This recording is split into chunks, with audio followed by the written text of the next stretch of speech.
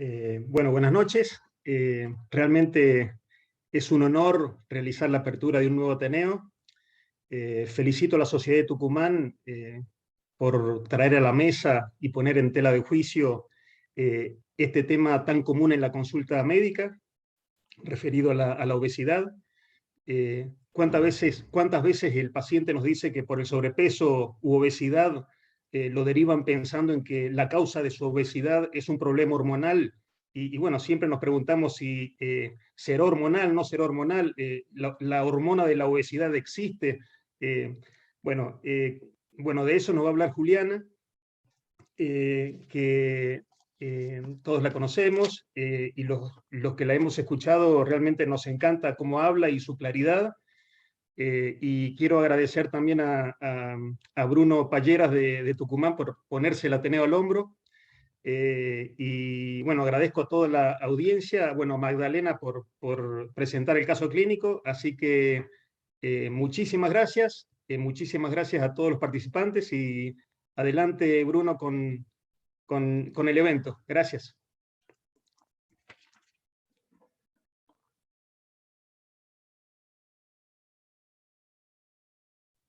Estás muteado, Bruno.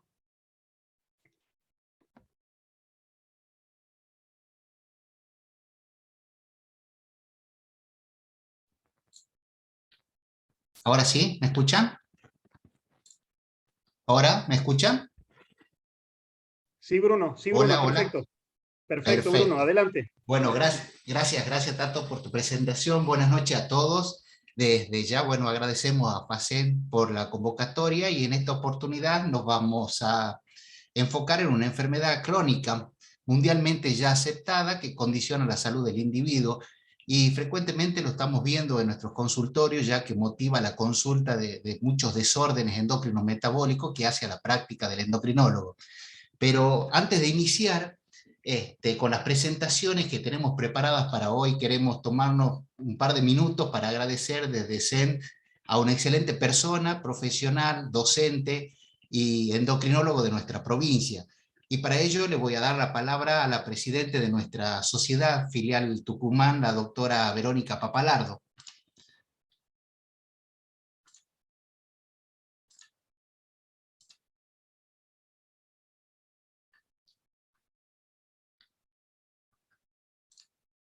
Quiero compartir pantalla, pero no estoy pudiendo.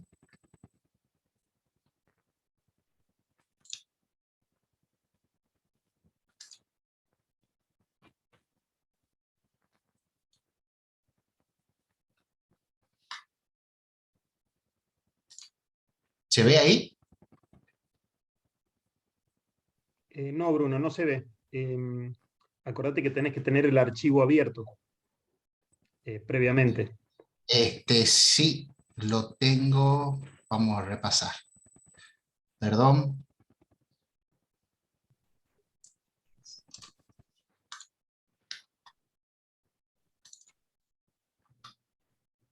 Buenas tardes, soy Verónica Papalardo, ¿Sí? presidente de la Sociedad de Endocrinología y Nutrición de Tucumán. Es un placer para mí presentar el reconocimiento. Ahí se escucha, pero muy bajito. Se escucha muy bajito, Bruno. El doctor es ex becario de la Escuela de Endocrinología en Madrid, realizó su concurrencia en el Hospital Ramos Mejía y la residencia en el Hospital Álvarez y Durán. No se ve ninguna imagen, Bruno. No se ve imagen. De nuestra Sociedad de Endocrinología y ex vocal de FACEN. Participa activamente con muchísima predisposición desde hace muchos años como parte de la comisión directiva de nuestra sociedad y siempre tiene una mano cuando nos pedimos. ¿Ahí se ve? Ahí se ve, sí. Ahí se ve. Y bueno, y en la otra diapositiva.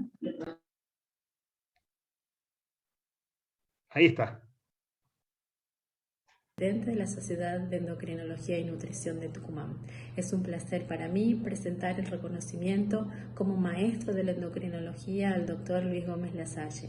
El doctor es ex becario de la Escuela de Endocrinología en Madrid, realizó su concurrencia en el Hospital Ramos Mejía y la residencia en el Hospital Álvarez y Durán.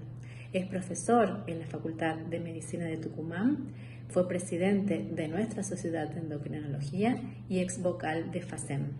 Participa activamente con muchísima predisposición desde hace muchos años como parte de la comisión directiva de nuestra sociedad y siempre tiende una mano cuando le pedimos ayuda. Muy solidario, muy buen compañero siempre. Y bueno, y en la otra diapositiva lo podemos ver en una bici, predicando con el ejemplo. Mente sana en cuerpo sano. El doctor practica mountain bike desde hace más de 30 años, sigue compitiendo, así que es un gran deportista acá en la provincia. Un gran abrazo para Lucho, muy reconocido este homenaje para vos y te mando un abrazo grande.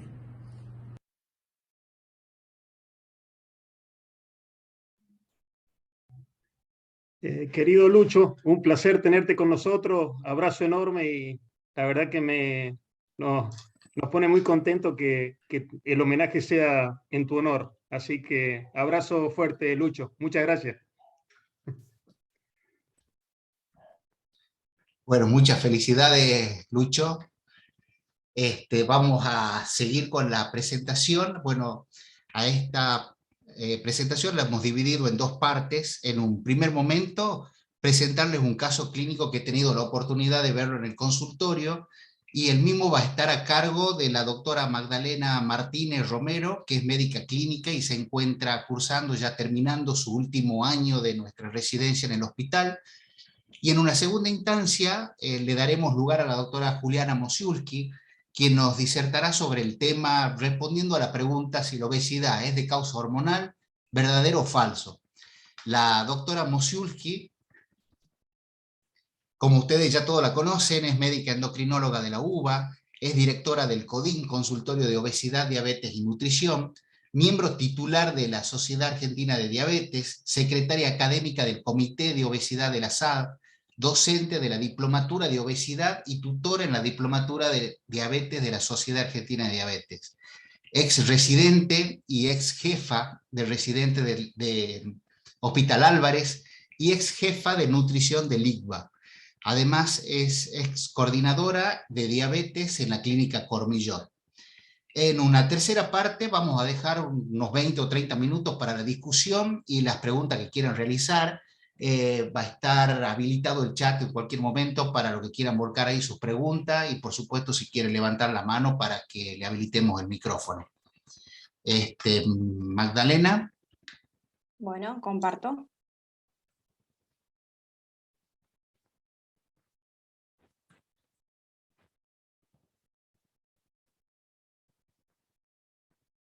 ¿Ahí lo están viendo? Sí, perfecto.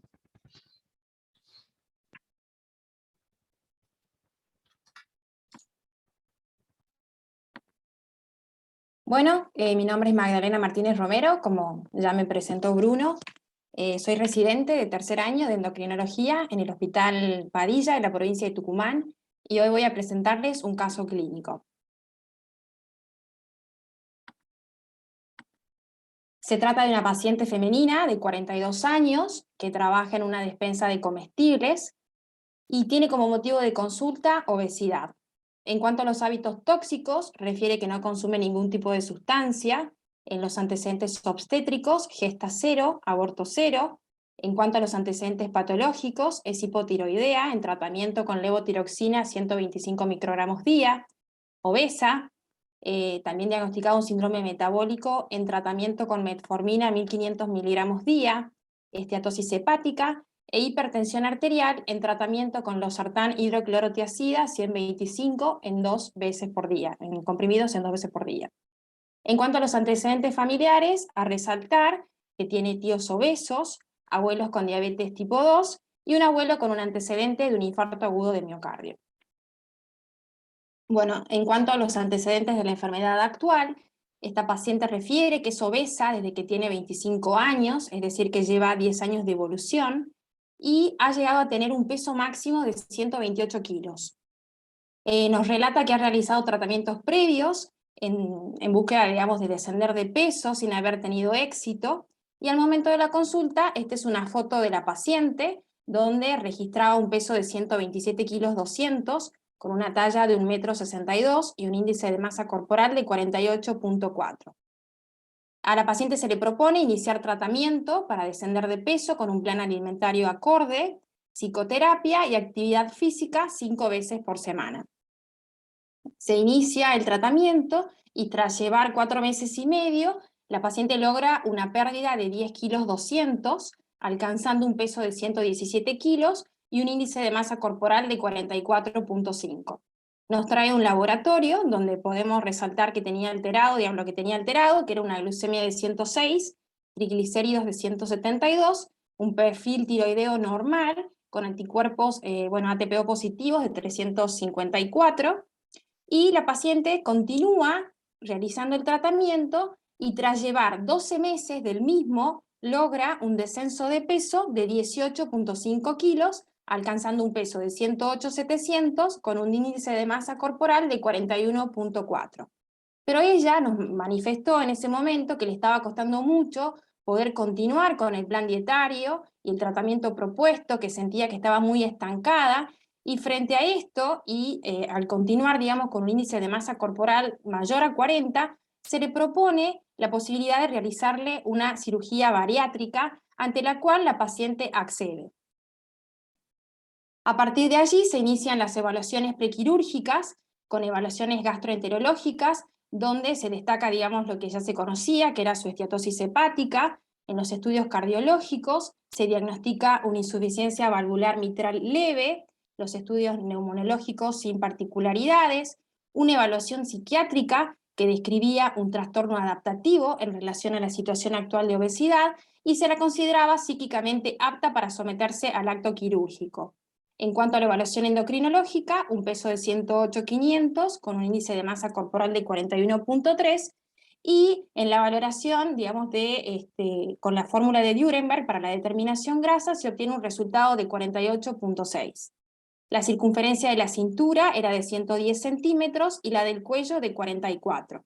Se hace un diagnóstico nutricional de una obesidad mórbida, grado 3, según la clasificación de la OMS, y se la cataloga con un riesgo quirúrgico leve. Se le realiza también un laboratorio prequirúrgico que, está relativamente normal, y lo que destaco sí son los dosajes de 25-hidroxivitamina D3, vitamina B1 y B12 que se encontraban dentro de los rangos normales. Finalmente, en junio del 2015, la paciente se somete a un bypass gástrico con muy buena respuesta, es decir, durante el acto quirúrgico, como así también en el posoperatorio inmediato, sin haber tenido ningún tipo de complicaciones. A los 6 meses de haberse realizado el bypass, la paciente logra un descenso de peso de 30 kilos, alcanzando un peso de 78 kilos, con un índice de masa corporal de 29,7. Luego, tras 3 años de la cirugía, recién la paciente vuelve a consultar en el servicio de endocrinología, y lo que motiva su consulta es la presencia de debilidad en los miembros inferiores, disestesias, lo que contaba que le estaban generando, digamos, alteraciones en lo que era su rutina diaria. Se la valora antropométricamente, teniendo un peso de 80 kilos y un índice de masa corporal de 30,5, y tras interrogarla, lo que nos comenta es que había estado tomando en forma muy irregular los suplementos vitamínicos que se le habían indicado posterior a la cirugía, es decir, era el Supradin Forte, un comprimido día, y el Veroca Plus. Entonces, lo que se decide es solicitarle un laboratorio completo y, a la espera de los resultados, reiniciar el tratamiento con Supradin Forte en 2 comprimidos día, Volper B12, un comprimido día, y tiamina 300 miligramos día. Ocurre que la paciente vuelve, digamos, a ser infrecuente en sus controles y recién regresa 10 meses desde la última visita, y lo que cuenta es que solamente había realizado el tratamiento indicado por un mes, porque tras llevar 10 días de la medicación indicada habían revertido los síntomas. En esta oportunidad trae el laboratorio solicitado, en el cual se puede destacar que tenía como alterado una TSH de 7,5, una hidroxivitamina D3 de 20, una vitamina B1 de 4,5, es decir, prácticamente en el límite inferior de los valores de referencia, y una vitamina B12 de 320. De esta forma se decide solicitar una densitometría ósea y se indica tratamiento con vitamina D3, 100.000 unidades mes, se aumenta la levotiroxina a 150 microgramos día, se continúa con el Supradin Forte 2 comprimidos día, Holper B12 1 día y la tiamina 300 miligramos día. Estos son los resultados de la densitometría, donde la valoración del cuello femoral tenía una puntuación, un Z-score de menos 0.5, y la de columna lumbar, un Z-score de 0.3, que estaban dentro de los límites normales. Se vuelve a tener contacto recién con la paciente en el año 2021, es decir, tras casi 2 años de la última consulta, donde nos relata que había continuado haciendo el tratamiento en forma muy irregular, y lo que motiva la consulta nuevamente es una paraparesia progresiva que se había intensificado en los últimos 2 meses, trastornos en la marcha, ataxia y parestesias. De esta forma se decide interconsultar, es decir, pedir una interconsulta con el servicio de neurología, y en forma conjunta se decide internarla para poder evaluarla y hacerle un diagnóstico. Ya internada, durante la anamnesis, la paciente describe que tenía dificultad para vestirse, principalmente el tren inferior, que al bañarse tenía que ser asistida por su madre porque tenía inestabilidad en la bipedestación, que necesitaba ayuda para cortar su comida, que muchas veces tenía que humidificar los alimentos para poder deglutirlos, y en oportunidades se ahogaba con los líquidos. El lenguaje se constataba que estaba conservado, y al examen físico sí se podía demostrar que la paciente estaba atáxica, a predominio derecho, con una marcha insegura y lenta, con tendencia a la desviación hacia la derecha, había espasticidad en los gemelos en forma bilateral, una hipopalestesia de los miembros inferiores con un signo de Babinski positivo bilateral, hiperreflexia generalizada, 4 cruces, y no había signos meningios. En cuanto al examen físico, para hacer la evaluación motora, se utilizó la escala de Kendall-Daniels, donde se podía ver que había alteración a nivel de los flexores de los dedos de la mano, los abductores de meñique y los flexores de cadera, con un valor de 4/5, y el resto estaban conservados. Se planteó un plan de estudio con una punción lumbar para poder hacer un análisis del líquido cefalorraquídeo, laboratorio general y hematológico con dosaje de vitamina B12 y ácido fólico intraeritrocitario, como así también un análisis infectológico, dosaje de anticuerpos para gastritis autoinmune, un fondo de ojo, ecocardiograma, un Doppler renal, y también imágenes con resonancias magnéticas contrastadas con gadolínio de encéfalo y de la columna cérvico-dorso-lumbar.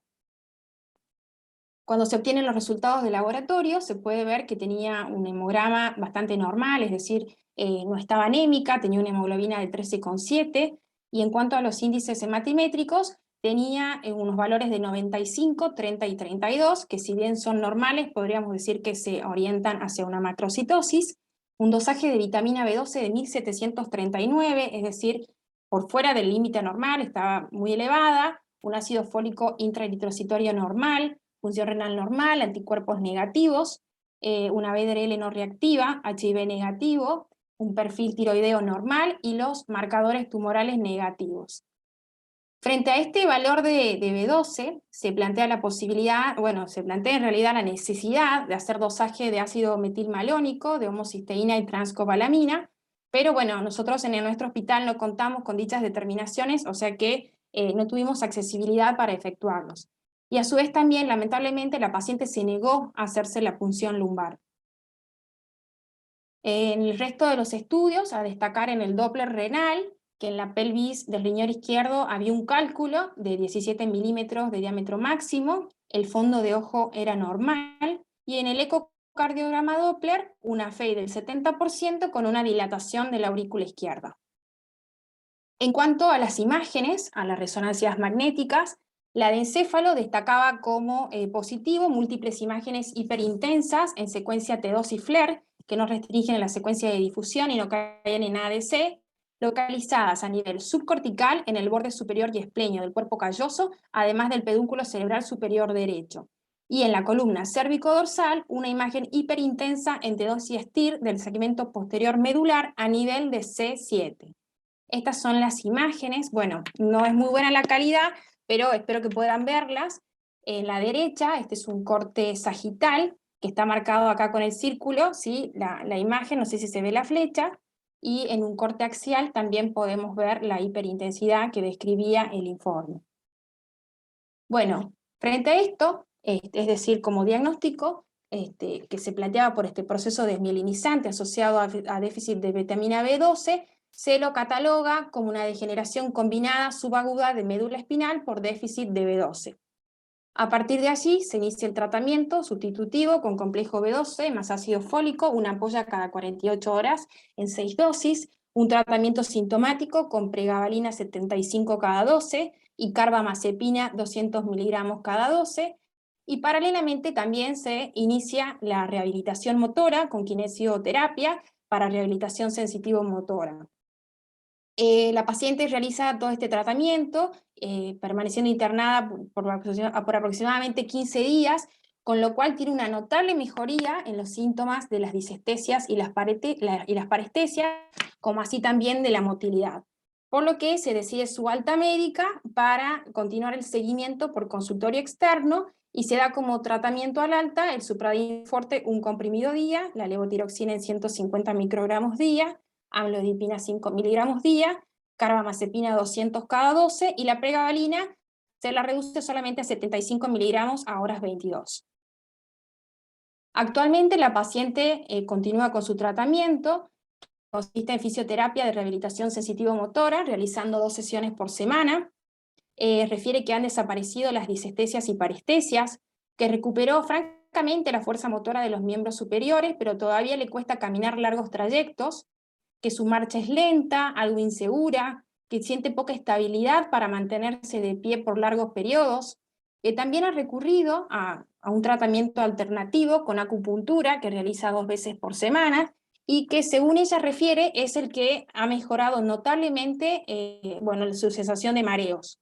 Les cuesta mucho adherirse al plan alimentario. En cuanto a la medicación, ha continuado con el mismo tratamiento, habiéndose suspendido la pregabalina y la carbamazepina, y se agregó ácido tióptico 600 miligramos día. Lamentablemente no pudo reincorporarse a tu trabajo porque no se siente en condiciones aún. Esta es la paciente actualmente, tiene un peso de 92 kilos 800, con un índice de masa corporal de 35.4. Se le ha explicado que es muy importante el hecho de que continúe con los seguimientos clínicos, tanto con el servicio de endocrinología, nutrición, neurología y fisiatría, en forma periódica. También se ha hecho hincapié en que no debe suspender la medicación pautada, se ha reforzado la educación dietaria y las pautas de alimentación, y se le ha incentivado a retomar el seguimiento con el sector de salud mental, porque ha abandonado, ya hace un tiempo, su terapia con psicología. Muchas gracias por su atención.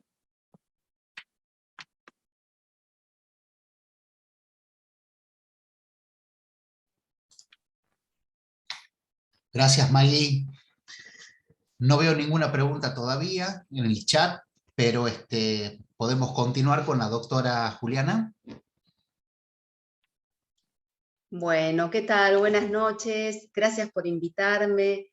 Bueno, a mí me encantó el caso clínico. Bueno, gracias Tato Morando por invitarme, Bruno, que me contactó y que pensamos juntos el nombre de este Ateneo y de este encuentro. Y cuando él me contó esta paciente, le dije, ¿sabés qué? Me parece que este Ateneo se tiene que llamar algo así, y le encontramos este nombre, el sinuoso camino de la obesidad, porque cuando creemos que un paciente con obesidad se cura, entre comillas, vemos que no.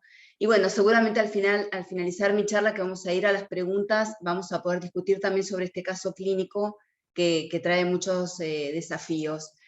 Así que bueno, voy a compartir la pantalla. Mientras tanto estuve mirando quiénes están entre el público, y me encuentro con gente de distintos momentos de mi carrera, así que los saludo a todos. Me pone muy contenta estar acá y les agradezco por la invitación.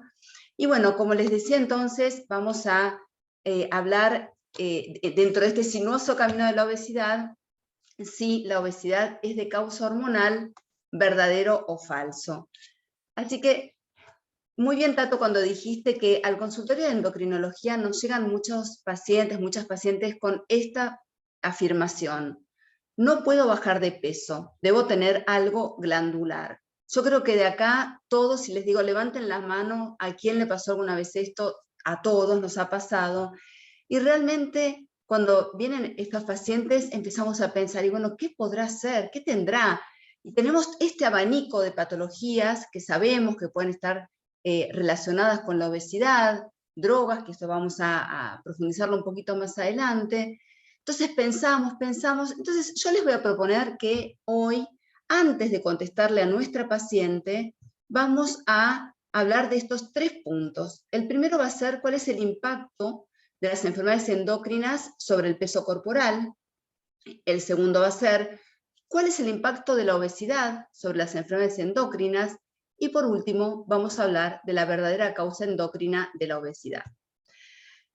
Realmente hay una relación bidireccional entre la enfermedad endocrina y la obesidad. Por un lado, la obesidad es una enfermedad endocrina, quien lo duda, ¿no? Enfermedad endocrina, obesidad se relacionan muchísimo. Pero también hay una relación en el efecto del tratamiento de la enfermedad endocrina sobre la obesidad. Distintas enfermedades endocrinas interactúan con el peso corporal. A su vez, la obesidad, vamos a ver, sobre todo cuando lleguemos al final de esta charla, que la obesidad es una disfunción hormonal, es una enfermedad endocrina, y que por otro lado existe un efecto del tratamiento de la obesidad sobre la función endocrina. Así que claramente están muy relacionadas estas dos condiciones, estas dos patologías. Les propongo entonces que primero vamos a ir recorriendo cuáles son las posibles causas endócrinas que producen obesidad y vamos a empezar con las frecuentes. Y como siempre, vamos a empezar por la sospecha clínica. Entonces vamos a ver cuándo pensar en determinadas patologías. Entonces, si viene un paciente que tiene obesidad, que tiene signos y síntomas de hipogonadismo, bueno, podríamos pensar que tiene una deficiencia androgénica y entonces en consecuencia le vamos a pedir un perfil androgénico, porque la prevalencia en obesidad es bastante frecuente. Asimismo, si viene una mujer que tiene obesidad central, oligomenorrea, oligoamenorrea, hirsutismo, signos clínicos de hiperandrogenismo, bueno, probablemente tenga un síndrome de ovario poliquístico, es una condición común, vamos a pedir el perfil hormonal correspondiente a nuestra sospecha clínica. Si viene una paciente que tiene alteraciones psiquiátricas, entonces vamos a investigar qué tratamiento está recibiendo. ¿Está recibiendo litio, antidepresivos, antipsicóticos atípicos que producen aumento de peso? Si está en tratamiento corticoideo, ¿está recibiendo dosis de corticoides hace cuánto tiempo? Haremos el diagnóstico bioquímico correspondiente a nuestra sospecha. Y si viene una paciente que tiene amenorrea secundaria, síntomas vasomotores, atrofia de la mucosa vaginal, y no tiene la edad de la menopausia, podemos pensar que tiene una falla ovárica precoz. Siempre vamos a pensar desde la semiología, desde la anamnesis, desde el interrogatorio. Y también están las causas raras. ¿Cuáles son las causas raras endócrinas que producen obesidad? Acá están todas, y no voy a ir desarrollando cada una de ellas, sino que vamos a puntualizar en 2, que probablemente sean las que más podamos sospechar en el consultorio, que son el hipotiroidismo y el hipercortisolismo, el síndrome de Cushing. Pero fíjense que dentro de las enfermedades endócrinas que producen obesidad en forma rara, se encuentra el hipotiroidismo severo, que cursa con mixedema, con signos clínicos claros de hipotiroidismo, de disfunción tiroidea severa, y que además la podemos sospechar si tiene otras condiciones autoinmunes asociadas. Pueden ver que además hay otras condiciones raras. Y existen también las muy raras, las extremadamente raras, que son las que están relacionadas con síndromes genéticos y con alteraciones en los receptores a nivel de las neuronas hipotalámicas que regulan el apetito y la saciedad. Entre ellos, por ejemplo, el receptor MC4R, el receptor del gen de opiomelanocortina, rarísimo. Por lo tanto, es poco probable que pensemos en estas causas cuando estemos buscando las enfermedades endócrinas que producen obesidad. Y una vez que tenemos la sospecha clínica, siempre individualizando a nuestros pacientes, vamos a ver cómo es el laboratorio endocrino en la obesidad, qué vamos a pedir y qué podemos esperar en la obesidad. Empecemos por el perfil tiroideo. En las personas con obesidad típicamente podemos encontrar una TSH normal o ligeramente elevada. Después vamos a verlo un poquito más en profundidad, cuál es el mecanismo por el cual se encuentra esta hipertirotropinemia leve, y una disminución o una normalidad de la T4 libre. Cuando hacemos una evaluación del eje corticoide o del cortisol y pedimos cortisol en orina o en orina 24 horas, ¿qué podemos encontrar? Puede ser normal o estar ligeramente elevado. Y hay una disfunción del eje adrenal que produce un aumento de la 11-beta hidroxilasa y también una hiperactividad del eje, por lo tanto puede haber un incremento de la CRH y es así que aumenta el cortisol. Pero después vamos a ver que tenemos que hacer diagnóstico diferencial con la enfermedad de Cushing. Así sucesivamente, lo vamos a ir pasando, vamos a ir evaluando y viendo los distintos ejes, solo si hay sospecha clínica, pero les quiero mostrar cuáles son los hallazgos comunes en obesidad. La hormona de crecimiento IGF-1, que no la vamos a pedir de rutina, porque ustedes vieron que no es uno de los laboratorios que vamos a estar viendo en pacientes con obesidad, puede estar normal o disminuido. Fíjense que siempre uno de los elementos que prevalece en obesidad es el aumento de las proteínas transportadoras, por lo tanto esto justifica que exista una IGF-1 baja. Vamos a ver qué pasa en el eje gonadal. Con la prolactina hay datos discordantes, por lo tanto no podemos decir que hay una asociación con la obesidad, que hay una hiperprolactinemia, y podemos encontrar en hombres, en personas de sexo masculino, una testosterona ligeramente disminuida por una disminución de la hormona transportadora, por la proteína transportadora SHBG, por un aumento de la aromatasa y una disminución del GnRH, y en mujeres con síndrome de ovario poliquístico las características clásicas del síndrome de ovario poliquístico. Uno de los hallazgos que vamos a encontrar más frecuentemente, y que claramente esta paciente también tenía, es un déficit en 25-hidroxivitamina D, y esto se produce porque existe un atrapamiento de la vitamina D en el tejido adiposo. Además, las personas con obesidad, más aún las personas que tienen grados de obesidad más altos, tienen menos exposición al sol, tienen menos vida al aire libre. Bueno, sin duda, posteriormente a la pandemia, además, esto se ha profundizado. Hay una disminución de las proteínas ligadoras también de vitamina D, hay una disminución en la síntesis hepática, por lo tanto, esto es claramente algo que vamos a poder encontrar, que a veces se puede acompañar o no de un hiperparatiroidismo secundario. Y después hablando de los dosajes que tienen que ver con lo metabólico y que están disponibles, tal vez recibamos a algún paciente que viene con un dosaje de insulina porque se lo pidió la ginecóloga, porque se lo pidió el médico clínico. Nosotros sabemos que el dosaje de insulina es un dato del laboratorio, pero que no nos aporta valor para el diagnóstico, ni para el tratamiento de la obesidad, ni para el seguimiento. Pero sí es un hallazgo frecuente encontrar hiperinsulinemia, sobre todo en pacientes con obesidad y de tipo central. Y el resto de las hormonas que no, si hay un hiperaldosteronismo primario, digamos, es algo que no vamos a estar evaluando frecuentemente en la práctica diaria, y sin duda GLP-1, leptina y grelina no son dosajes que vamos a hacer de manera asistencial. Entonces, imaginemos que viene esta paciente y encontramos esta TSH ligeramente elevada con una T4 libre normal, y para el alivio de la paciente viene mostrándonos el análisis y dice: doctora, encontré la causa de mi obesidad, entonces tengo tiroides. Y para nosotros también sería muy bueno poder decirle a nuestras pacientes: sí, es la tiroides, y con una pastillita muy chiquitita que vas a tomar en ayunas todos los días, vamos a resolver la obesidad. Sin embargo, lamentablemente, esto no es así.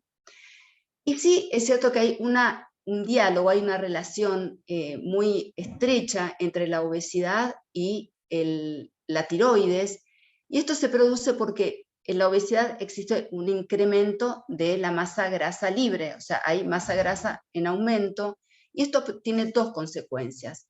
La primera es que la masa grasa estimula la leptina, esto ya lo conocemos, produce leptina en realidad, que estimula directamente a la TSH a nivel hipofisario, por lo tanto va a haber un aumento de la TSH. Por otro lado, el incremento de la masa grasa aumenta el turnover de T4, y esto produce una disminución leve de T4 libre que estimula a su vez aún más la TSH. Siempre en valores leves, vamos a decirlo en números, podemos encontrar una TSH de 6, 6.5, 7, pero en general son valores ligeramente elevados. ¿Y qué pasa con la T3? La T3, esto va a depender mucho del estado nutricional. Podemos encontrar T3 baja, T3 normal o T3 alta, y esto depende claramente de la deiodinación de la T4, por lo tanto, esto es independiente de la fisiopatología de la obesidad. Es decir que el aumento de TSH es una respuesta adaptativa del eje hipotálamo hipofisario tiroideo al aumento de peso. El turnover de T4 es proporcional al tamaño corporal. A más tamaño corporal, el turnover es más acelerado y esto estimula al eje hipotálamo hipofisotiroideo. Y por último, el resultado es que la T4 está ligeramente baja o normal con un aumento leve de TSH. Y entonces estamos en condiciones de decir que el aumento de peso en el hipotiroidismo, aún severo, es variable y leve.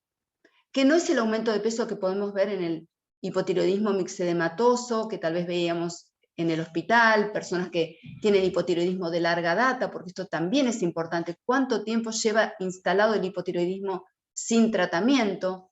Entonces, el aumento de peso tiene que ver con las glicoproteínas, con el aumento de con el edema, retención de líquido, con una disminución del metabolismo basal, del energético basal en reposo. Por lo tanto, es un aumento de peso transitorio hasta que se instituye el tratamiento. Con más razón, a nuestros pacientes que están en tratamiento sustitutivo tiroideo, que dicen, porque tengo hipotiroidismo, aumento de peso, nosotros claramente sabemos que esto no es así. ¿Qué pasa con el aumento de peso en el post-hipertiroidismo? Porque acá sí, esto es importante, esto lo vamos a ver en el consultorio, y además tenemos que estar preparados y avisarle a nuestros pacientes cuando están cursando un hipertiroidismo. Sabemos que el hipertiroidismo es una condición hipermetabólica, hipercatabólica, hay un aumento de hormonas tiroideas, y el aumento de la T3 estimula, por un lado, a nivel del sistema nervioso central, la ingesta de alimentos, y por un mecanismo beta-adrenérgico sobre el receptor beta-adrenérgico en el tejido adiposo blanco y en el tejido adiposo marrón, produce un aumento en el turnover de T3, esto aumenta la T3 y a su vez aumenta más el catabolismo, y a nivel del tejido adiposo marrón produce un aumento de las proteínas desacoplantes que aumenta la termogénesis. Por lo tanto, esto también induce un hipermetabolismo. Y esto quiere decir que la corrección del hipertiroidismo puede producir aumento de peso independientemente del tratamiento que instituyamos para la tirotoxicosis. Yodo radiactivo, danantisol, cirugía, cualquier método. Por supuesto, cuando el método de recuperación del hipertiroidismo es más radical, más rápido se producen los cambios metabólicos. El catabolismo cesa, por lo tanto, el aumento de peso puede ser mayor. Entonces, ¿cuáles son estos mecanismos responsables? Dijimos entonces, el cese, por supuesto, del estado catabólico, menor gasto energético, porque se ha perdido masa muscular, esto es algo muy frecuente en el hipertiroidismo, por lo tanto, el metabolismo basal se reduce. Hay una adquisición de mayor ingesta calórica que da una huella en la conducta alimentaria en las personas que han tenido hipertiroidismo, por lo tanto suelen comer más, y una de las causas y de los mecanismos responsables del aumento de peso es cuando la corrección del hipertiroidismo se realiza en forma tardía o inadecuada. Y unas palabras quiero decir también sobre el cáncer de tiroides y obesidad. Ustedes saben que la obesidad es una enfermedad que produce varios cánceres, que predispone a la presentación y la progresión de cáncer, por supuesto, más hormonodependientes, cáncer de mama, cáncer de útero, cáncer de próstata, cáncer renal, cáncer de páncreas, cáncer de vejiga. Bueno, la verdad que son múltiples, pero también la tiroides tiene acá un lugarcito, y esto tiene que ver un poco con que, por un lado, aumentó la prevalencia de obesidad en los últimos 20 años, pero también aumentó la prevalencia de cáncer diferenciado de tiroides en los últimos 20 años. También mejoraron los métodos de diagnóstico, y esto a veces confunde un poco los datos. Sin embargo, distintas revisiones sistemáticas confirman la asociación entre ambas condiciones, que es mayor riesgo en el sexo femenino, es decir, que hay una asociación de riesgo mayor en sexo femenino. La TSH está involucrada de alguna manera en la fisiopatología como un factor de crecimiento. Este incremento, esta hipertirotropinemia crónica podría tener un rol como factor de crecimiento. Y por otro lado está la hipótesis de insulina cáncer, que es que la reducción de la IGF-BP1 e IGF-BP2 aumenta la IGF-1 y que tiene un efecto mitogénico y antiapoptótico, y esto también interactúa con el crecimiento tiroideo y con la mitogénesis. Y por otro lado, una sobreexpresión del receptor de insulina tipo A, que tiene también mayor activación del efecto mitogénico a nivel sistémico.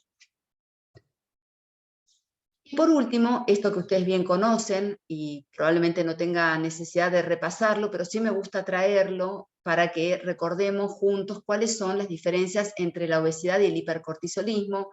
Realmente el diagnóstico diferencial es clínico y no es difícil hacerlo, porque las personas con hipercortisolismo tienen características que no tienen las personas con obesidad, que son las estrías rojovinosas, la equimosis, la piel fina, la miopatía proximal, mayor riesgo de osteoporosis. Sin embargo, últimamente venimos hablando un poco más de hueso y obesidad, cosa que antes decíamos las personas con obesidad están protegidas. No es así, el hueso es de distinta calidad, tema aparte. Bueno, y la jiba dorsal. Pero si yo tuviera que tomar algunos elementos del diagnóstico diferencial, diría claramente que son la piel fina, esto no lo vamos a ver en obesidad, y la miopatía proximal. Así que bueno, esto es algo para tener en cuenta. Entonces llegamos acá y tenemos a nuestra paciente sentada en el consultorio y le contamos todas las causas que fuimos pensando, las causas endócrinas que le podían producir obesidad. Y bueno, finalmente la convencimos, se dio cuenta que no es la tiroides, no tiene enfermedad de Cushing. Y bueno, entonces, ¿la obesidad es de causa hormonal o no es de causa hormonal? Decir que la obesidad es de causa hormonal sería una simplificación del problema. Realmente sería una simplificación. Casi les podría decir, se entra por la endocrinología, entre otras cosas, pero no se sale por la endocrinología. Pero vamos a desarrollar un poco este cuadro. La obesidad es una enfermedad compleja y multicausal, que tiene factores biológicos bien determinados que empiezan en útero, y ustedes ya saben, hemos hablado muchas veces de la programación fetal, de cómo influye la salud materna, la obesidad materna y la obesidad paterna sobre la epigenética de ese feto en crecimiento y formación. Por supuesto existen otros factores, la edad, el sexo, enfermedades concomitantes. La edad, el peso al nacer también es otro de los factores biológicos.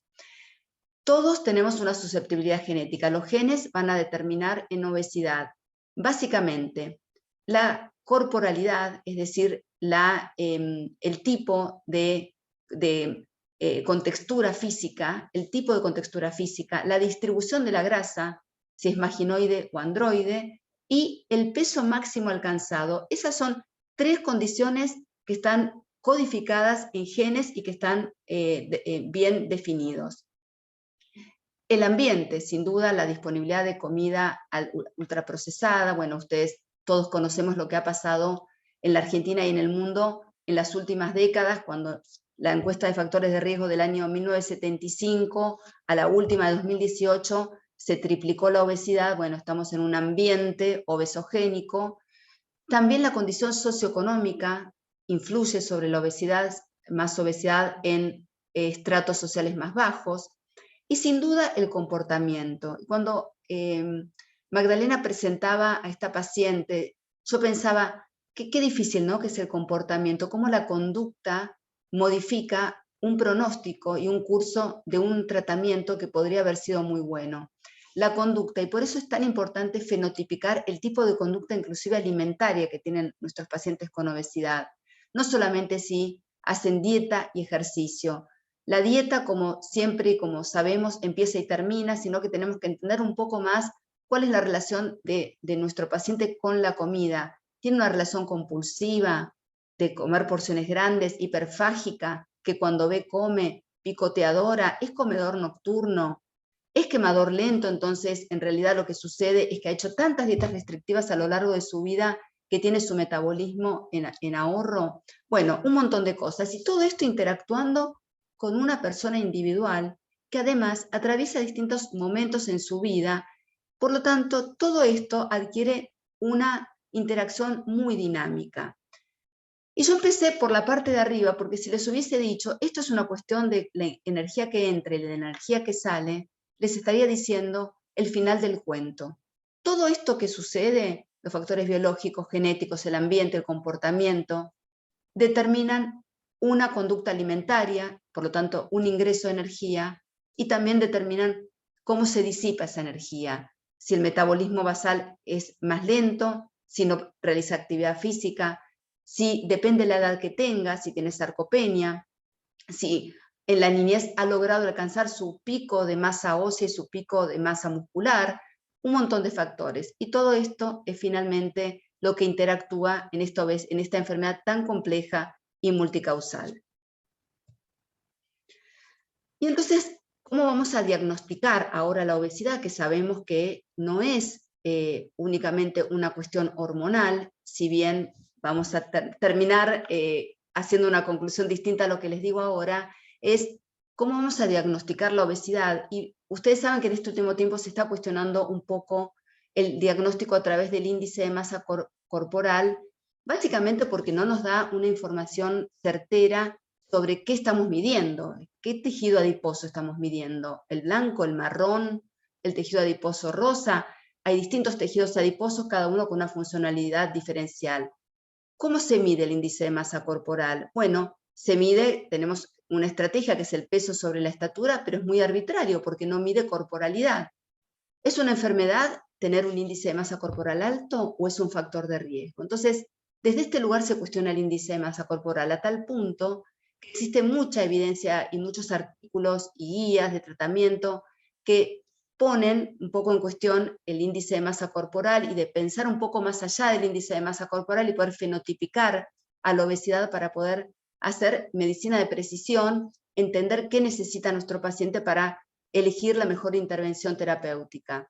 Y en estos artículos se habla de una clasificación de la obesidad a partir de la etiología, del grado de adiposidad y qué riesgos genera en la salud. Y también cuestiona la paradoja de la obesidad, porque ustedes vieron que la paradoja de la obesidad aparece cuando se empieza a hablar de la insuficiencia cardíaca en realidad y cómo el peso más alto protege a las personas que tienen insuficiencia cardíaca, lo cual es cierto. Sin embargo, esto no es así en la obesidad, porque lo que sucede con la obesidad es que el tiempo va a llevar a que se expresen las alteraciones metabólicas y cardiovasculares, y de esto vamos a hablar un poquito a continuación. Habla también de que empecemos a hablar de preobesidad, que podamos tomar esta condición antes de que produzca morbilidad y mortalidad.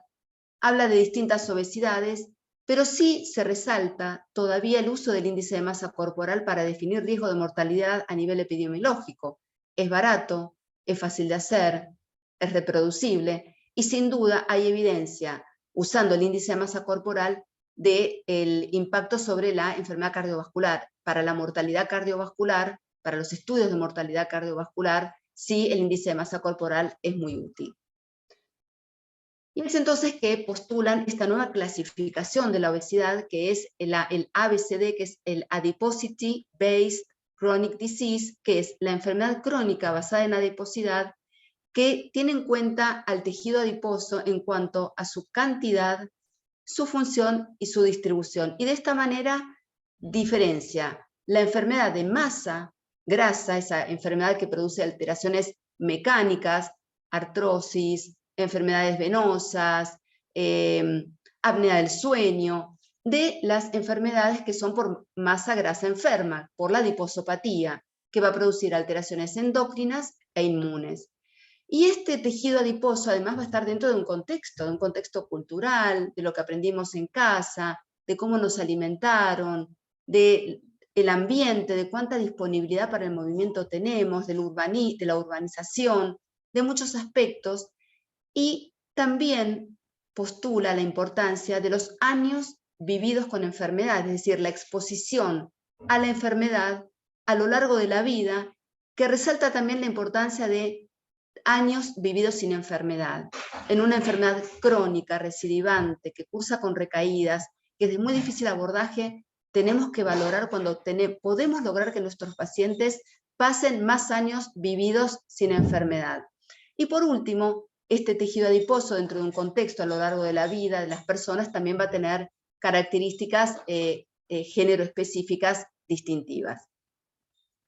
Y cuando hablábamos del tejido adiposo humano, y como estamos volviendo un poco a poder responder la pregunta de nuestra paciente si la obesidad es una enfermedad endocrina, nosotros conocemos distintos tipos de tejido adiposo. Existe el tejido adiposo blanco, el tejido adiposo beige y el tejido adiposo marrón, y básicamente lo que les quiero contar acá es que el tejido adiposo blanco es el que produce, por supuesto, todas las alteraciones endocrinas negativas, pero el tejido adiposo marrón es su contraparte porque produce los beneficios metabólicos, porque estimula la termogénesis por su gran contenido de mitocondrias. Y es así que el tejido adiposo está localizado en diferentes partes en el cuerpo humano. Esto es en un adulto, y fíjense que nosotros tenemos tejido adiposo blanco en las zonas que ya conocemos, en tejido adiposo visceral, epicárdico, mesentérico, perirrenal, gonadal, pero también tenemos tejido adiposo marrón, sobre todo en zona supraclavicular, en paravertebral, etc. El tejido adiposo marrón se va perdiendo a lo largo de la vida, lamentablemente, y se postula que el ejercicio podría, de alguna manera, hacer marronizar el tejido adiposo blanco y convertirlo en tejido adiposo marrón, y por eso también el efecto del ejercicio sobre el metabolismo. A la derecha ustedes pueden ver la comparación de dos cortes sagitales de dos individuos de distintas edades. Uno tiene 37 años y el otro tiene 82, y lo que está mostrando en las figuras es cómo hay con el mismo índice de masa corporal, con la misma cintura, una diferente localización y una cantidad diferente de grasa visceral y de grasa subcutánea. Entonces tenemos que hablar de las diferencias del tejido adiposo blanco. Por un lado tenemos las diferencias en la expansión. Una vez que el tejido adiposo blanco comienza a aumentar en cantidad y de tamaño, es decir, que se hiperplasia y se hipertrofia, los vasos sanguíneos, los capilares, empiezan a limitar esa expansión porque empiezan a sufrir hipoxia. Una vez que aparece la hipoxia es donde se desencadena la cascada inflamatoria con un aumento de los macrófagos, y es donde empiezan los mecanismos metabólicos negativos como la insulinoresistencia. Por lo tanto, este tejido adiposo blanco va a tener una alteración en su metabolismo, y fíjense que el aumento de tamaño sufriendo hipoxia, la insulinoresistencia y la inflamación son las responsables de la producción de adipoquinas proinflamatorias. Es decir, la manera en que se expande el tejido adiposo en una persona normopeso, lo vemos en la figura de arriba. Puede expandirse, no sufre hipoxia, la capilaridad del tejido adiposo alcanza para que no sufra hasta que llega a un nivel límite de aumento del tamaño del adipocito. Sin embargo, en el tejido adiposo que está en la figura de abajo, la hipoxia aparece rápidamente, y esto es lo que produce las alteraciones inflamatorias. Y otra diferencia que tenemos que resaltar del tejido adiposo es su capacidad de depósito. Y acá les quiero contar algo que para la clínica, para la práctica y para el consultorio es muy útil para explicarle a nuestras pacientes, sobre todo cuando les cuesta bajar de peso y podemos encontrar en el examen físico una respuesta. El tejido celular subcutáneo tiene una gran capacidad de expansión, pero no en todas las personas. Las personas que tienen una distribución típicamente ginoide de la grasa es porque tienen un tejido celular subcutáneo más continente. Por lo tanto, van a tener menor impacto metabólico, esto ya lo sabemos. Pero cuando el tejido celular subcutáneo no tiene tanta capacidad de expansión, es cuando va a ir a buscar otros lugares, se va a derramar en otros órganos y tejidos, y es donde se instala el tejido adiposo ectópico, tejido adiposo visceral, el hígado graso, el páncreas graso, el riñón y los vasos sanguíneos. Por lo tanto, la capacidad que tiene el tejido adiposo de acumularse está determinado inclusive también genéticamente, y esto es lo que yo les contaba de que la genética determina la forma del cuerpo. Entonces, en las personas que tienen una distribución ginoide, es porque su tejido celular subcutáneo es más continente y tiene más capacidad de depósito. Otra diferencia que hay en el tejido adiposo blanco entre una persona normopeso y una persona con obesidad es su lipólisis, la capacidad lipolítica. Por lo tanto, al mismo depósito lipídico, la lipólisis en una persona normopeso está totalmente acoplada, por lo tanto, genera y gasta, lo cual no sucede en una persona con obesidad que tiene una lipólisis disminuida. Y es así que llegamos finalmente a empezar a poder responder esta pregunta, que es que el tejido adiposo es un órgano endocrino y esta patología que se produce se llama adiposopatía. Y este tejido adiposo está formado por adipocitos, preadipocitos, por células endoteliales, células dendríticas y por componentes inflamatorios, que producen y liberan sustancias que impactan negativamente en el metabolismo y que producen y perpetúan aumento de peso y riesgo cardiometabólico. Y es así como estas citoquinas proinflamatorias afectan distintos órganos y sistemas, entre ellos, por ejemplo, la regulación del apetito a nivel hipotalámico, más todo lo que ustedes conocen que es los efectos metabólicos de la inflamación crónica. Otro dato importante que también nos puede servir a nosotros para que estemos atentos a esta condición y que podamos llegar antes, y es de alguna manera lo que postula esta nueva conceptualización de diagnóstico y clasificación de la obesidad, que es el ABCD, es que la adiposopatía es progresiva y que tenemos que llegar antes de que aparezca la enfermedad obesidad, que sobre una genética de riesgo y un ambiente obesogénico ya tenemos que empezar a hacer prevención primaria. Prevención primaria, por supuesto, a nivel público, a nivel de salud pública, generando espacios para mayor movimiento, educación de higiene del sueño, de reducción del estrés, alimentación, actividad física, etc. Pero cuando la adiposopatía empieza a progresar y aparece la insulinoresistencia, es donde nosotros los endocrinólogos decimos, acá estamos, esta es una enfermedad endocrina, claramente porque empieza a producir todas las complicaciones metabólicas. Pero ya estamos en prevención secundaria. ¿Qué tenemos que hacer?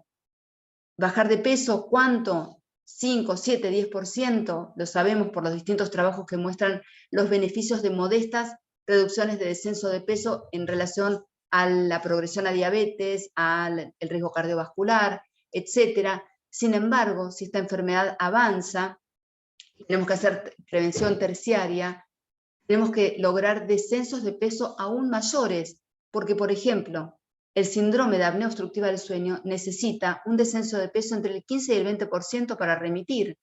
La enfermedad cardiovascular, la insuficiencia cardíaca, que es el camino final de la enfermedad cardiovascular en obesidad. Por lo tanto, con esta conceptualización podemos pensar que cuando hay obesidad ya estamos llegando un poquito tarde. Y por supuesto, todas las complicaciones asociadas a la adiposopatía que genera, fíjense acá, ustedes ya las conocen, múltiples complicaciones metabólicas, mecánicas, funcionales, en el estado de ánimo, etc. Y entonces, como estamos llegando al fin de esta charla, a esta pregunta que nos hicimos inicialmente y que teníamos que contestar con verdadero o falso, yo les diría que sí, la obesidad es una enfermedad hormonal, que nuestros pacientes tienen algo glandular, que es la obesidad en sí misma, es decir, que es verdadero. Y para poder llegar a esta conclusión, recorrimos y desarrollamos estas tres preguntas: ¿cuál era el impacto de las enfermedades endócrinas sobre el peso? ¿Cómo impacta la obesidad en las enfermedades endócrinas? Y la verdadera causa de la obesidad. Y les quiero dejar tres mensajes finales que extraje de las guías europeas de endocrinología. Estas guías son muy interesantes, mucho material del que utilicé hoy en la charla están acá, que no tengo problema en enviárselas, igual creo que están libres en la web, que divide en sugerencia y recomendación de acuerdo al grado de evidencia, y sugiere que para el diagnóstico en el consultorio es de utilidad todavía la medición del índice de masa corporal complementada con la circunferencia abdominal, es lo que tenemos, es lo que podemos utilizar. Así que por ahora vamos con eso.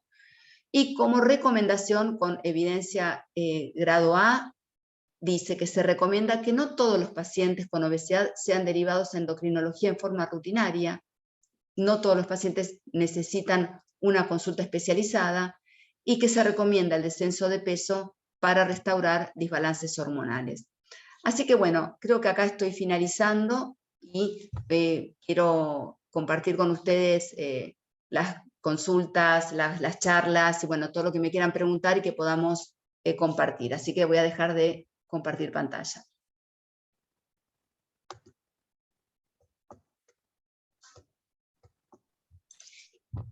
Muchas gracias, Juliana, excelente exposición, la verdad que nos ha enriquecido con muchos conocimientos.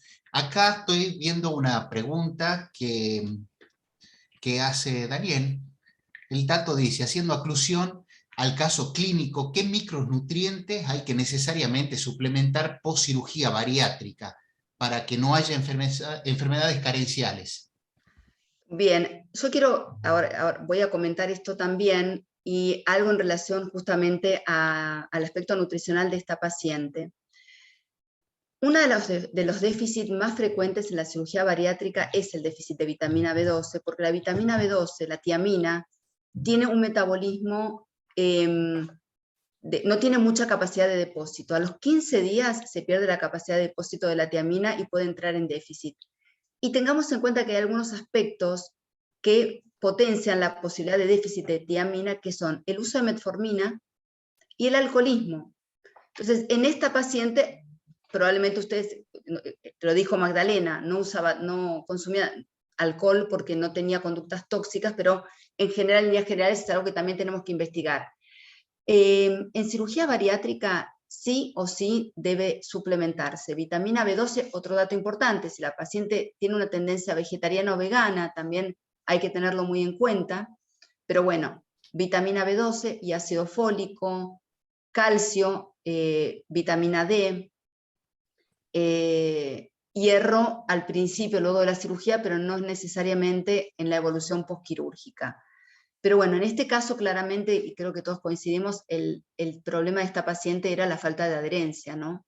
La falta de adherencia al tratamiento farmacológico, y yo creo que a veces nosotros tenemos que ser más asertivos con la comunicación con nuestros pacientes, y por ejemplo en el caso del déficit de vitamina B12, que ustedes ya veo que se pusieron ahí con todo para que la paciente pudiera cumplir, remarcar en pacientes que se van a operar en el prequirúrgico, esto en los equipos quirúrgicos lo tienen que tener muy en cuenta, resaltar mucho la importancia de que las vitaminas son de por vida, o sea que esto es algo que no pueden suspender de ninguna manera. Pero bueno, eso básicamente. Perfecto, muchas gracias. Tengo otra preguntita, la doctora Melano pregunta, antes que nada, muchas felicitaciones para las dos presentaciones, y nos dice, para esos pacientes con metabolismo enlentecido, ¿qué se le indica para acelerarlo? Ah, muy buena pregunta. ¿Sabes qué se le indica para acelerarlo? Trabajo muscular de fuerza y resistencia. No hay otra cosa en el universo que tenga impacto sobre el metabolismo energético. Y acá les tengo que dar una mala noticia para pacientes que se acuerdan tarde.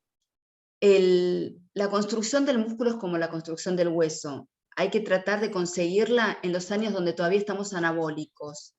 Cuando estamos catabólicos, construir músculo es muy difícil, es muy difícil. La caminata ayuda, y ustedes saben que hay evidencia de reducción de mortalidad cardiovascular por caminar, un estudio de Sports Medicine que salió hace 2 años, que todos lo vimos, para el riesgo cardiometabólico. Pero para bajar de peso, la caminata es un relleno. Y así se los digo, es buenísimo. A los pacientes los motivamos a que hagan lo que puedan, porque también tienen limitaciones funcionales. Pero yo les digo que para pacientes con obesidad es más útil que hagan actividad física en silla con pesitas de medio kilo para trabajar grandes grupos musculares, dorsales, sentadillas, sentarse y pararse en la silla, glúteos y cuádriceps, que son los grandes grupos musculares que aportan mayor metabolismo energético. Buenísimo, Juliana. Otra pregunta que estoy leyendo en el chat es si es más común tener que aumentar la levotiroxina post cirugía bariátrica o disminuirla. Es más común tener que aumentarla. Es más común tener que aumentarla. Como siempre es variable, ¿no? Pero sobre todo al principio por el tema digestivo, por los cambios digestivos, cambios en el pH, y después a lo largo de la evolución, en la medida que van descendiendo de peso, hay que hacer un seguimiento, porque tengamos en cuenta que son pacientes que pierden 30, 40 kilos. Otra cosa que hay que resaltar muy bien es la interacción con los otros fármacos, como van a tomar, y probablemente algún inhibidor de la bomba que no tome la levotiroxina cerca de estos fármacos, ¿no? Perfecto. El doctor Guillermo Dieste, al cual le mando un saludo enorme. Un honor, Guillermo, ¿no? Un honor de verdad que estés acá. Nos pregunta, ¿no crees que además de una clasificación estructural anatómica de la obesidad como el BMI, deberíamos realizar una clasificación funcional como la clasificación de Edmonton? Sí, por supuesto, por supuesto. Hoy no la traje porque decidí no hablar de eso en esta ocasión, pero sin duda las clasificaciones que tienen en cuenta los distintos ejes, el metabólico, el funcional y el mental, son mucho más útiles para estadificar a la obesidad.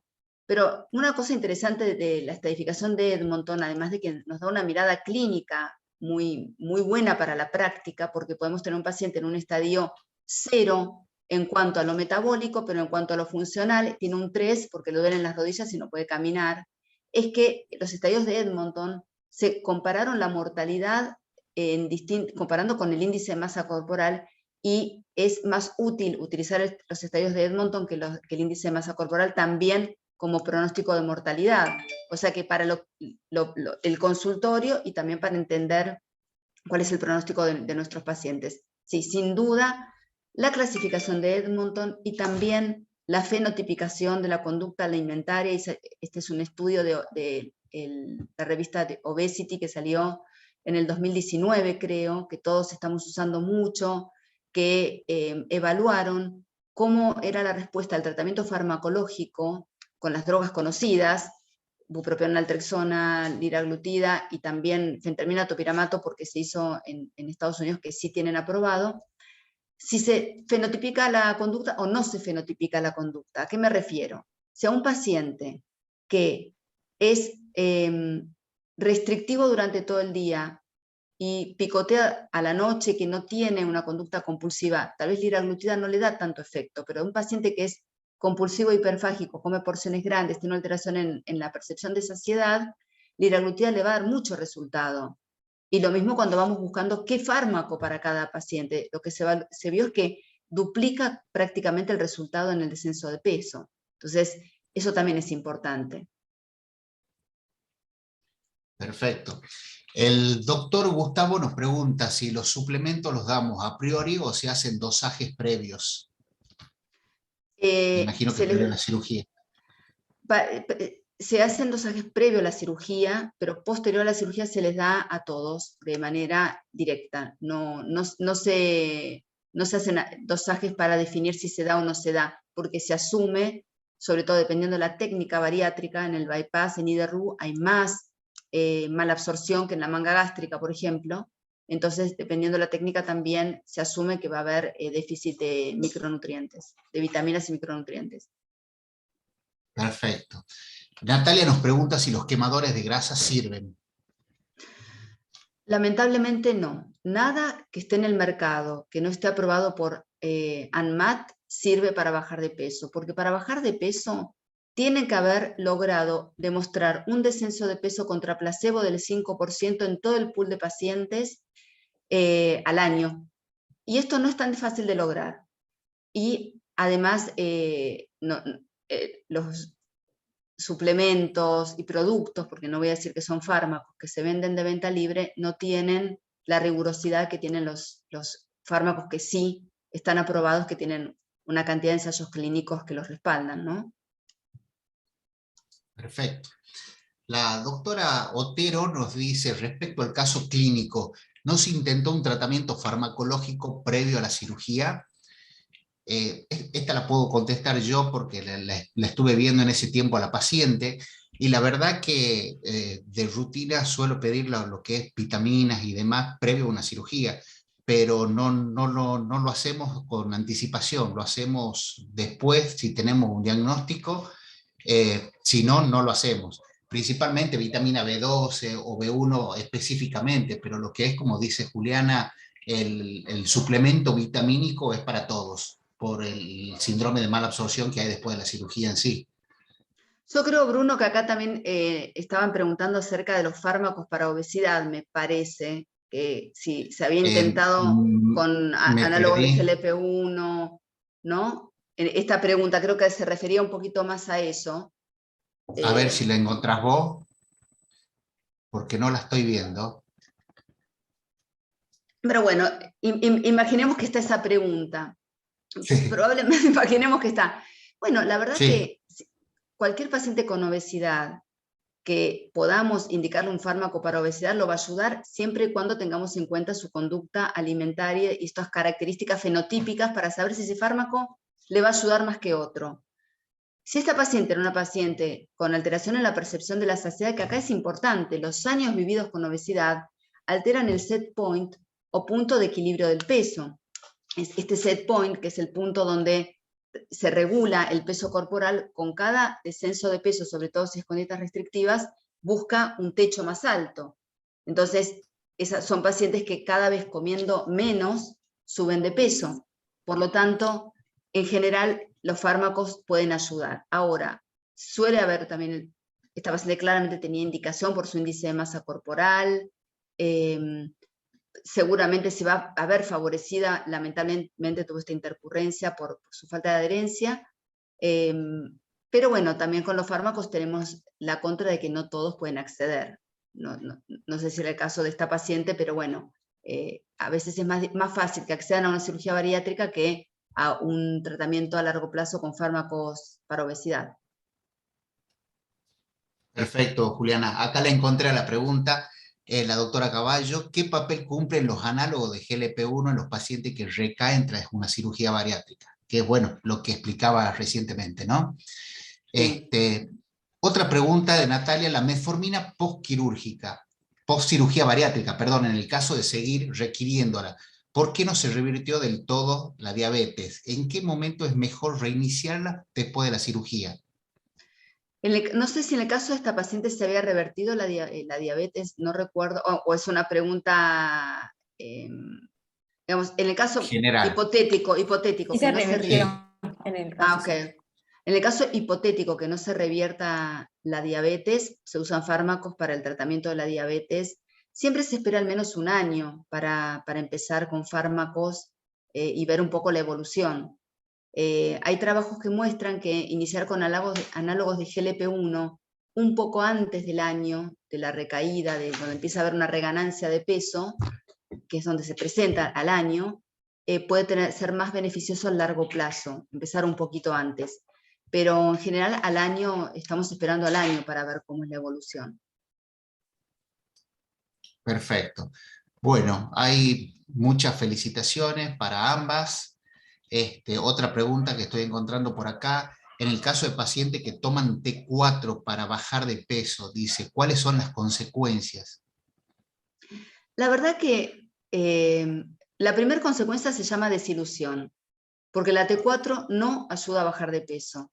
Pero vamos a recibir muchos pacientes que vienen con esta cultura de tomar hormona tiroidea para bajar de peso y que a veces tienen creencias muy arraigadas y que es difícil manejar, pero no, la T4 no ayuda a bajar de peso y el exceso de T4 es la hipertirotoxicosis de cualquier exceso de T4, o sea, sobre todo si es una paciente que tiene más años, para su salud cardiovascular, para su salud ósea, digamos, de ninguna manera es recomendable, no tiene beneficios y puede tener efectos secundarios. Totalmente de acuerdo. Pero más que la T4, no sé si estás de acuerdo, pero uno en el consultorio ve más pacientes tratados con derivados de T3, triacana, por ejemplo, el famoso triac, Lo mismo, lo mismo. tal cual. Ojalá hubiesen tenido resultado en el peso, pero no, sabemos que no, que producen un aumento espurio del metabolismo y que después producen efecto de rebote en el peso, por lo tanto, y que aparte no actúan sobre la conducta. Nosotros necesitamos fármacos que nos ayuden a modelar la conducta alimentaria, que nos den una posibilidad de trabajar la conducta. El fármaco es un vehículo para trabajar los hábitos, no es el fin en sí mismo. Si bien, sobre todo la liraglutida mejora lo metabólico, pero si no aprovechamos ese momento de oro cuando el paciente está con el fármaco para que entienda qué le pasa con su conducta alimentaria, para que vuelva a afinar su percepción de saciedad, para que trabaje sobre su consumo prospectivo, que es esto de estar pensando en la comida, estamos desaprovechando el fármaco. Perfecto. Natalia nos pregunta, en pacientes post cirugía bariátrica que están suplementados antes ya con vitamina D, por mucho tiempo y teniendo en cuenta que la obesidad se relaciona con hipovitaminosis D, ¿hay algún peligro de hipervitaminosis por pérdida rápido de peso y viendo que ésta se almacena en tejido graso? Y bueno, ahí va a haber que ir haciendo controles, dosajes por lo menos anuales, periódicos, sí, periódicos de vitamina D. Las dosis que se utilizan de suplementación raramente puedan producir toxicidad por hipervitaminosis D. Es raro encontrar valores mayores a 80 o 100, que es el valor de toxicidad de riesgo, ¿no? Pero es difícil alcanzarlo. Inclusive es difícil tener a nuestros pacientes en rango, nos pasa mucho a todos nosotros. Sí, pero lo que entiendo de esta pregunta, Juli, es, por ejemplo, cuando en el atrapamiento de la vitamina D que se produce en la obesidad, cuando hay un descenso rápido de peso, interpreto como que la vitamina D se desprendería del tejido adiposo y eso produciría hipervitaminosis. Claro, de hecho la vitamina D, que quizá no lo dije claro, no es una suplementación de por vida, porque otra cosa que sucede con las personas cuando se operan es que empiezan a tener más vida al aire libre, porque cambian su estilo de vida, entonces tienen más contacto con el sol. O sea, realmente una vida más saludable. Así que no hay que hacer controles periódicos como haríamos para cualquier, si hay Natalia dice la vitamina D sería liberada en sangre, exactamente. Hay que hacer controles periódicos, porque es muy dinámico el cambio que se produce por el descenso de peso. Bien, otros comentarios que hace la doctora Silvana es que vemos pacientes tratados con metformina solamente para bajar de peso. Y una pregunta que hace la doctora Natalia es si todo paciente con obesidad central tiene esteatosis hepática o hay excepciones. Lo más probable es que la tenga, porque el tejido adiposo visceral es el mismo tejido adiposo ectópico, en sí mismo es un tejido adiposo ectópico, prácticamente. Entonces va a estar en el hígado, va a estar alrededor del corazón, así que tenemos que pensar en eso. Cuando vemos un abdomen, cuando agarramos el centímetro en el consultorio y medimos, y vemos un abdomen con un valor alto, pensemos que en el hígado y pensemos en el corazón, al mismo tiempo que estamos tomando la circunferencia abdominal. Perfecto. El doctor Pablo Noblit, le mandamos un saludo también, lo felicita por la Hola, charla gracias Pablo, qué y lindo tenerte acá. pregunta si a vos, Juliana, si abordás distinto a una mujer obesa que a un hombre obeso. Lo dice en forma fisiopatológicamente si hay alguna diferencia entre los sexos que te lleve a conductas distintas. No, la verdad que no, eso seguro que no. Sí, obviamente en la anamnesis hay otros aspectos a considerar, sobre todo en las mujeres que tuvieron síndrome de ovario poliquístico por el riesgo cardiovascular, etcétera. Pero desde un punto de vista terapéutico, no. Pero lo que sí observo cuando hago la fenotipicación de la conducta alimentaria, que yo lo uso mucho en el consultorio para decidir qué fármaco le voy a dar, o si no le voy a dar fármaco, porque yo tengo pacientes que son quemadoras lentas y que no le voy a dar un fármaco para obesidad cuando su problema es que no tiene músculo, porque son restrictivas de toda la vida, comen poco, y yo no necesito que coma menos, porque no le voy a dar ningún beneficio con eso.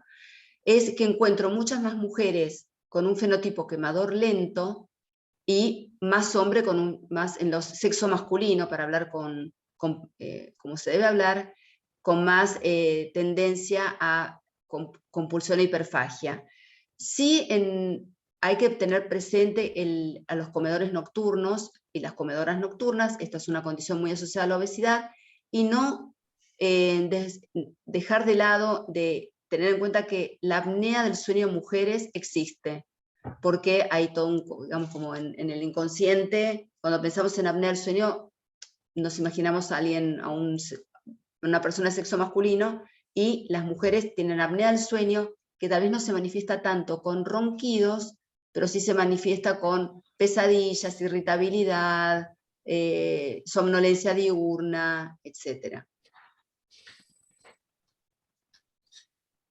El doctor Daniel nos pregunta, si la obesidad eleva la TSH como mecanismo adaptativo, ¿qué valor de tirotrofina sugiere un hipotiroidismo real y por lo tanto justificaría el tratamiento?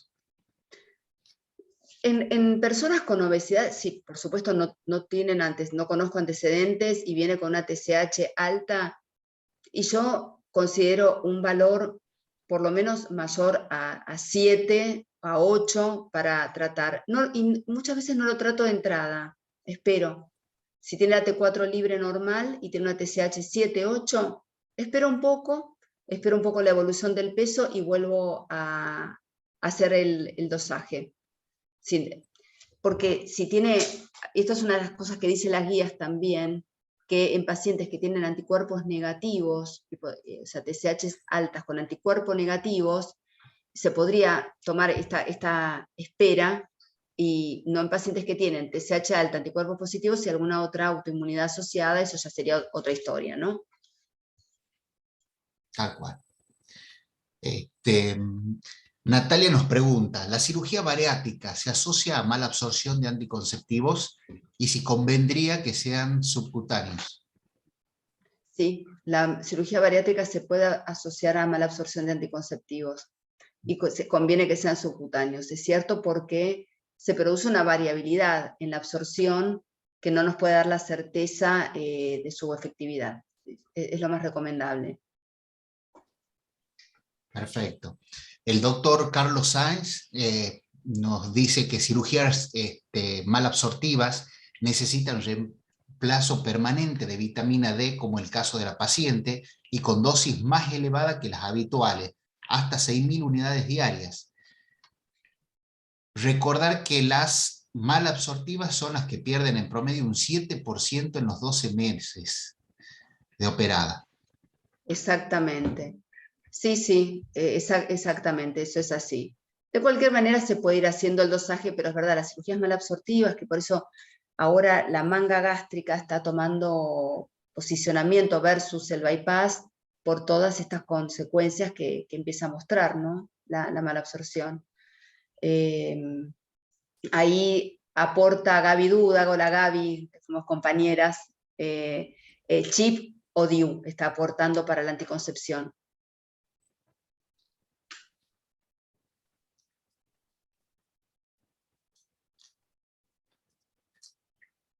Perfecto. Esta ya la tenemos. Si estaría indicado el tratamiento de hipotiroidismo subclínico en pacientes obesos con índice de masa corporal mayor a 35. Bueno, en realidad, ustedes saben que nosotros tratamos el hipotiroidismo subclínico en forma mucho más generosa que lo que se hace en otras partes del mundo. Las guías dicen con una TSH mayor a 10 el tratamiento. Nosotros somos más generosos, y la verdad que hay que ver el contexto clínico del paciente, los otros valores de laboratorio, pero depende también el valor y si en forma repetida tiene este hipotiroidismo subclínico, realmente. Lo trataría si confirmo que efectivamente esa TSH está alta y tiene un hipotiroidismo subclínico, sí. Perfecto.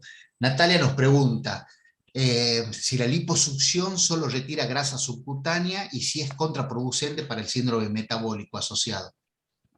Solo retira grasa subcutánea y no necesariamente es contraproducente.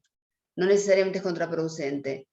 Lo que no es bueno es atentar contra los depósitos subcutáneos. Si hay fibrosis y demás, los depósitos subcutáneos es lo que nos evita que la grasa se vaya a otros lados. Así que cuanto más depósito subcutáneo podamos generar, mejor. Por eso es recomendable, hay un estudio que yo hoy no lo traje, que muestra cómo las personas que tienen mayor cantidad de grasa en miembros inferiores tienen menos impacto metabólico, claramente. Y por eso, cuando recomendamos actividad física, si hay que recomendar un ejercicio, es el cuádriceps, porque aumenta masa muscular grande y además necesita aporte de energía, entonces tejido adiposo que empieza a posicionarse en el tren inferior. Gabriela nos pregunta, nos dice, te pediría que repases cómo hago el diagnóstico de diabetes gestacional en estas pacientes, ya que es un tema no menor cuando se les pide una curva de tolerancia a la glucosa. En pacientes postquirúrgicas, Gaby, mira, la verdad que yo no hago embarazo, de hecho, tampoco me dedico, no estoy en un equipo bariátrico. Sí, el corte de diagnóstico de la PTGO es menor, lo tendría que revisar, creo que es 140, pero no quiero decirte algo más. Lo busco y te lo mando, ¿sí? Porque ahí dice Gaby que no se pide por el dumping, solo monitoreo, pero hay que buscarlo. Déjame que lo repaso y te digo. Ahí no lo tengo claro, no es una población en la cual yo me dedico.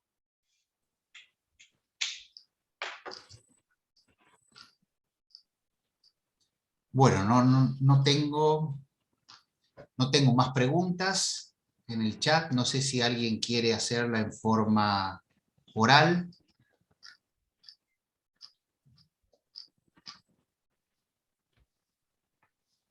Bueno, siendo las 21:01, por mi parte agradezco a Tato, a Facén por la convocatoria, a las chicas Magdalena y Juliana por sus excelentes exposiciones y bueno, le dejo a Tato para que cierre este Ateneo. Bueno, gracias Bruno. La verdad, Juliana, muy clara en los conceptos, te agradezco un montón, te agradezco el compromiso para con nosotros, un placer realmente. Tener una audiencia hasta esta hora de más de 150 personas, la verdad que es casi un récord. Eso demuestra el interés por este tema, ¿no? Y bueno, agradecer a la Sociedad de Tucumán, muy emotivo el homenaje a Lucho de parte de la doctora Papalardo y que Lucho esté presente acá con nosotros. Es muy importante hacer los homenajes en vida y bueno, agradecer a Magdalena también, muy buena la presentación, la verdad que clarísima, y la calidad del Ateneo muy buena en cuanto a lo científico y a lo logístico, a la logística, porque realmente el sonido y la calidad de la imagen fue brillante. Muchísimas gracias a todos y bueno, nos vemos en el próximo Ateneo. Hay un encuentro con el experto en 2 semanas, no, en 10 días sobre tratamiento con Pasieriotide y después hay un Ateneo sobre hígado graso, la pandemia no reconocida, en donde vamos a tener la participación de Kenneth Cusi en el 2 de agosto. Así que bueno, un placer, muchísimas gracias, realmente estoy feliz y no sé, le dejo las últimas palabras a Juliana. Bueno, gracias Tato, gracias Bruno por convocarme, excelente Magdalena tu presentación, gracias por los saludos que acá veo, por gente que nos conocemos hace muchos años y por toda la audiencia que participó tan activamente y a uno le dan ganas de seguir hablando y charlando y bueno, en principio creo que nos vamos a estar viendo en Facén, así que vamos a tener un rato para poder conversar otra vez seguramente. Así que bueno, muchas gracias, buenas noches y gracias por invitarme. De verdad me siento muy, muy honrada que me hayan invitado a este Ateneo. A vos. Bueno, muchas gracias. Chao, suerte. Bueno, buenas noches. Hasta luego. Buenas noches.